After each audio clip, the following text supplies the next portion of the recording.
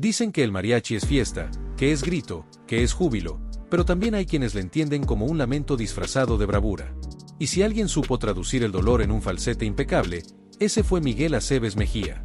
El llamado rey del falsete no solo cantaba con el alma, parecía que se le escapaba la vida en cada nota. Aunque las luces del escenario lo hicieron brillar, la sombra detrás del telón fue larga, pesada y solitaria. Miguel murió triste, con la voz intacta pero el corazón roto, víctima de sus propios placeres, de una vida que dio tanto como quitó. Nació en Chihuahua, allá por 1915, cuando el país aún estaba temblando de revoluciones. Era un tiempo de hombres recios, de mujeres fuertes, y de canciones que servían para contar lo que los libros callaban. Miguel no vino al mundo con lujos, pero sí con una voz que desde niño provocaba silencios. Creció entre ferrocarriles, tierra y ranchos, pero su oído estaba afinado para algo más grande, la música que dolía bonito. En su juventud coqueteó con varios oficios, pero siempre regresaba al canto como quien vuelve a casa tras una tormenta. Primero cantó boleros, porque el romanticismo lo llevaba por dentro. Tenía algo de trovador melancólico en la mirada, de esos que se enamoran fácil y se pierden más fácil aún. Pero fue la música ranchera la que lo inmortalizó. Cuando se puso el sombrero charro, no hubo vuelta atrás. México acababa de ganar una voz que lo representaría por décadas. Si te está gustando la historia, suscríbete al canal que es gratis y nos ayudas mucho, dale like y comparte. Déjanos en los comentarios de quién quieres que sea el próximo video. Continuamos. En los años 40, cuando la radio era la reina del entretenimiento y los discos de vinilo se coleccionaban como tesoros, Miguel Aceves Mejía comenzó a grabar. No tardó en volverse un fenómeno. Las mujeres suspiraban con su interpretación de la malagueña, mientras los hombres lo respetaban por su dominio del escenario y esa entonación que parecía imposible. Porque no era solo la voz, era la forma de entregarse, como si supiera que cada canción podía ser la última. Lo suyo no era cantar por cantar. Miguel no interpretaba, encarnaba. Cuando cantaba El Pastor, uno creía que había sido pastor. Cuando cantaba La Barca de Guaymas, se sentía el salitre, se escuchaba el oleaje. Cada falsete no era un adorno, era un cuchillo en el alma. En un país donde la tristeza suele esconderse tras la fiesta, Miguel la hacía visible, audible, gloriosa. Con más de 1000 canciones grabadas, 160 discos y más de 60 películas, su carrera fue un huracán. En el cine, compartió escena con los grandes, Pedro Infante, Jorge Negrete, Lola Beltrán, y sin embargo, nunca se sintió menos. Su carisma era tal que, incluso sin ser actor de formación, se ganó el cariño del público y el respeto de la industria. Pero mientras más alto volaba su fama, más profundo se hacía su abismo personal. La vida nocturna, los amores fugaces, el alcohol, los excesos, todo eso que suele acompañar al éxito también lo siguió como sombra. Miguel era generoso, fiestero, encantador. Amaba la vida como quien sabe que va a perderla.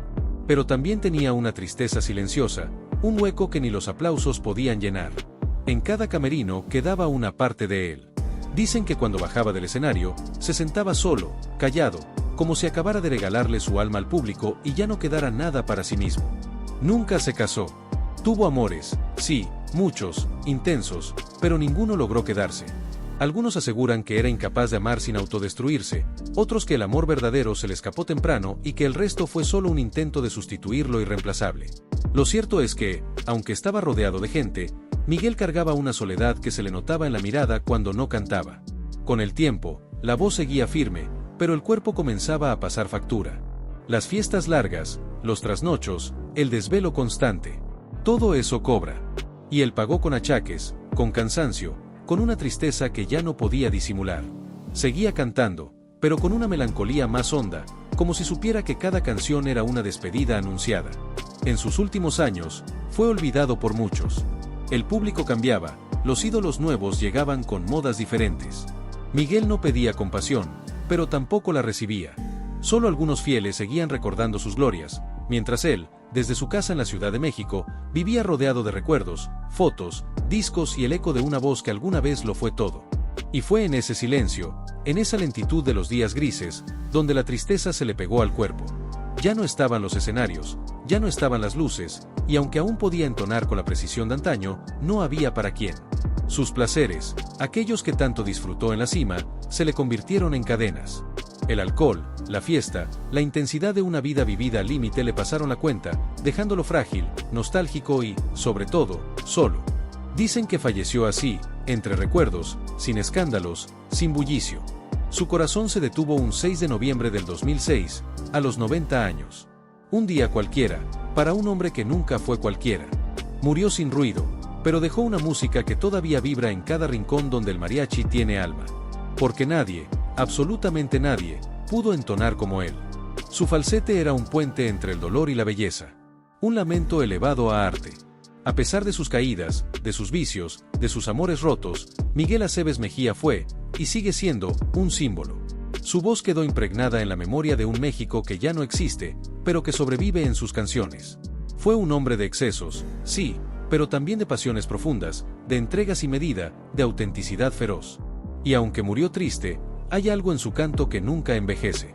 Un eco que viaja más allá del tiempo, que todavía hace vibrar los corazones, que todavía provoca lágrimas en quienes le escuchan cantar la malagueña como nadie más ha podido. Porque al final, los grandes no se apagan, se convierten en leyenda.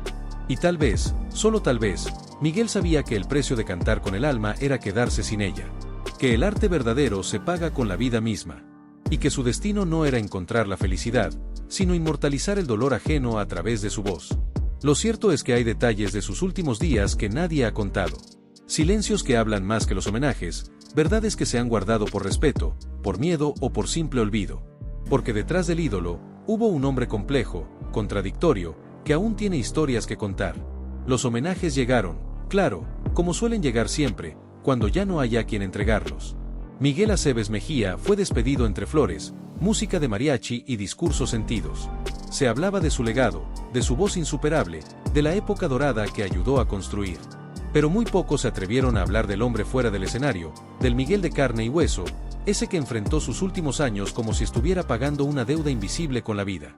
Porque hubo un tiempo, no tan lejano, en que Miguel no encontraba consuelo ni siquiera en su música. Le costaba escucharse.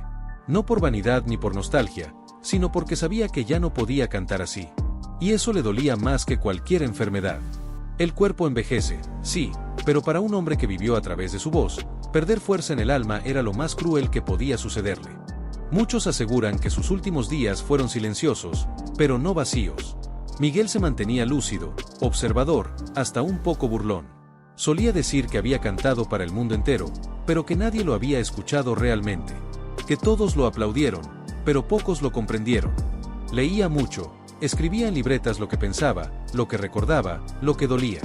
A veces incluso recitaba en voz baja fragmentos de canciones que jamás grabó.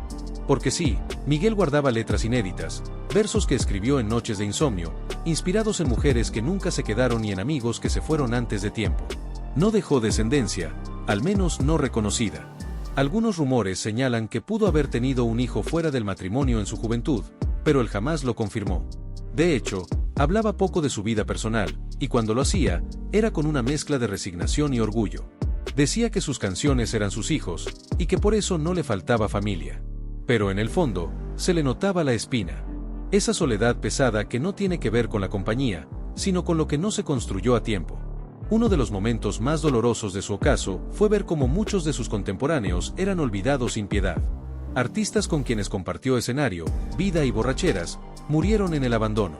Miguel, aunque más afortunado en cuanto a reconocimiento, sentía que la industria a la que le entregó su vida también le había dado la espalda.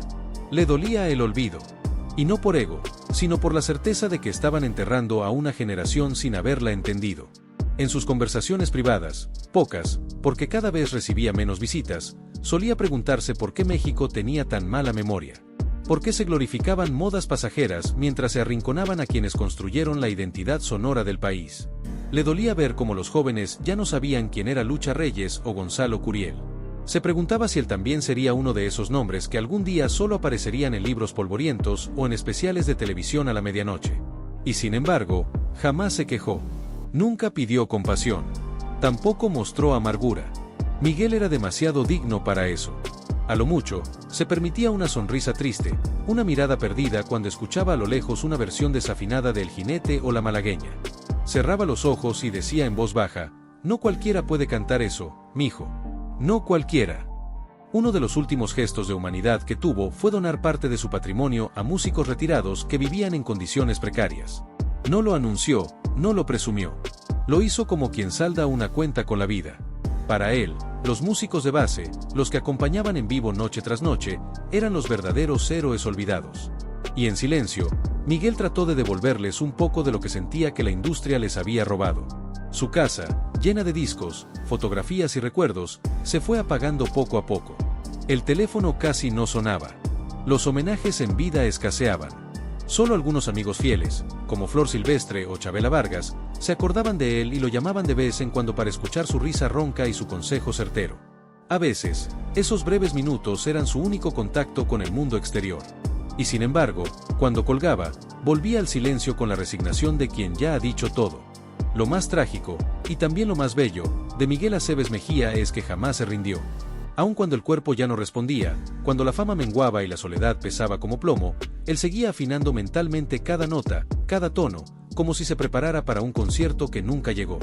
Hasta el final, mantuvo la voz entrenada. No para los demás, sino para sí mismo. Porque su canto no era un show, era un acto de fe. Una semana antes de su muerte, pidió escuchar una de sus grabaciones favoritas, Corazón, Corazón.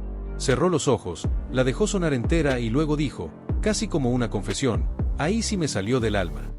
Esa fue su despedida íntima, su forma de reconocer que, más allá de los excesos, de los errores, de la tristeza que lo abrazó al final, hubo verdad en su canto. Y eso, para un artista, lo es todo. Su funeral fue solemne, aunque no masivo. Algunos artistas asistieron, otros mandaron flores. La televisión cubrió la noticia con ese tono artificial que siempre acompaña a los genios tardíamente reconocidos. Lo enterraron con su traje de charro, como él quería. En sus bolsillos, una medalla de la Virgen de Guadalupe y una carta que él mismo escribió años antes, en donde decía, si muero solo, no lloren. Yo viví acompañado por mi música. Lo que canté, fue cierto. Hoy, su nombre sobrevive como leyenda entre quienes aún valoran la música ranchera de verdad. Su voz sigue flotando en estaciones de radio de madrugada, en programas viejos, en vinilos que crujen al girar. Pero su historia, la real, la del hombre detrás del falsete, sigue siendo un secreto a medias. Porque nadie quiso contar cuánto dolía vivir siendo un ídolo. Cuánto cuesta sostener una imagen cuando el alma se va desmoronando. Y tal vez por eso Miguel Aceves Mejía no murió del todo. Porque hay algo en su forma de cantar que no puede explicarse con técnica. Era un sentimiento puro, una nostalgia viva. Su falsete no era un truco vocal, era un grito contenido, un suspiro de quien ha amado demasiado, bebido demasiado, vivido demasiado, y que aún así, seguía creyendo que la música lo redimiría. Hoy, cuando un joven se atreve a cantar una ranchera con pasión, sin filtros ni artificios, hay algo de Miguel en su voz. Cuando alguien se rompe cantando la malagueña, ahí está él, invisible pero presente. No como un fantasma, sino como un faro que aún ilumina. Porque Miguel Aceves Mejía fue mucho más que un cantante. Fue una forma de sentir, un estilo, una herida abierta que encontró en el arte su única forma de sanar. Y aunque su vida estuvo marcada por excesos y contradicciones, por placeres que se convirtieron en cadenas, nadie puede negar que fue auténtico hasta el último aliento. Su voz, como su legado, sigue siendo inimitable. Quizás el destino quiso que se fuera en silencio, como para que su canto se escuchara mejor en la eternidad. Quizás Miguel sabía que toda gloria tiene un precio, y que él estaba dispuesto a pagarlo mientras pudiera seguir cantando con el alma. Y así, con los ojos cerrados y la voz suspendida en la eternidad, Miguel Aceves Mejía dejó de pertenecer al mundo de los vivos para convertirse en leyenda. Si quieres más biografías como esta, suscríbete al canal, dale like y comparte que es gratis y nos ayudas un montón.